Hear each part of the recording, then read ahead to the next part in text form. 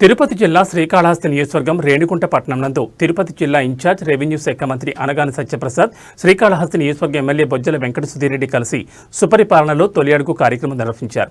సుపరిపాలనలో తొలి అడుగు కార్యక్రమంలో భాగంగా ఇంటింటికి వెళ్లి ప్రభుత్వం అందిస్తున్న సంక్షేమ పథకాల గురించి అడిగి తెలుసుకున్నారు.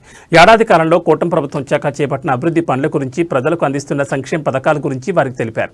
ఈ సందర్భంగా మంత్రి ఎమ్మెల్యే మాట్లాడుతూ ఇంటి ముందు చెత్త, రాష్ట్రంలో అప్పులు తప్ప చేసిందేమీ లేదని తెలిపారు. సాల్వ్ చేయడం కోసం మీ ఇంటికి వచ్చి తెలుసుకోవడం, మీ సమస్య తెలుసుకోవడం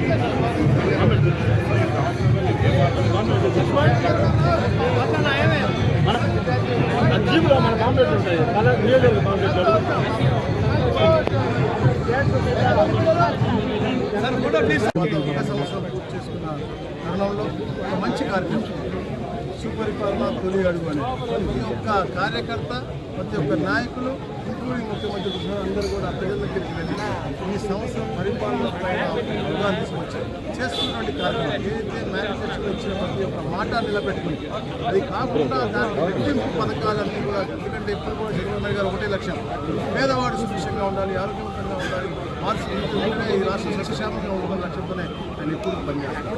దాంట్లో భాగంగానే మొట్టమొదటి రోజునే ముఖ్యమంత్రి డిఎస్సీ అన్నా క్యాంటీన్ వస్తుంది. 6 పిల్లలు వాళ్ళకి 78,000 వచ్చింది, నలుగురు చూశారు 42,000. అట్లా ఒక్కరికి కన్ఫైన్ చేయకుండా గత ప్రభుత్వంలాగా కాకుండా ఒక మంచి ప్రభుత్వం. చదువు అనేది చాలా ఇంపార్టెంట్. రాబోయే రోజుల్లో చదువులించలేమని చెప్పేసి పిల్లల్ని పెంచలేమనే భయంతో మనకి ఉన్న పరిస్థితి నుంచి అందరూ వాతావరణం చేసి ఎన్ని కార్యక్రమాలు చేశాం.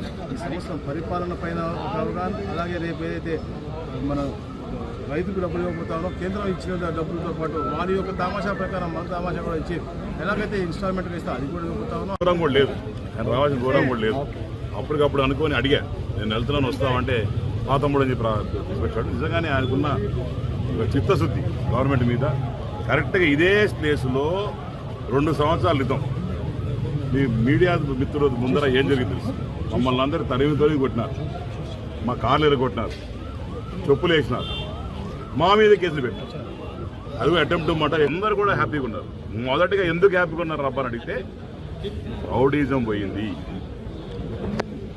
కాళహస్తిని పెట్టిన దరిద్రం వదిలిపోయింది, రావు కేతులు నిలిపోయినారు, హ్యాపీగా ఉంది. ఎప్పుడు కానీ పబ్లిక్కి ఒక మనశ్శాంతిగా నిద్రపోయేట్టు చేయాలి.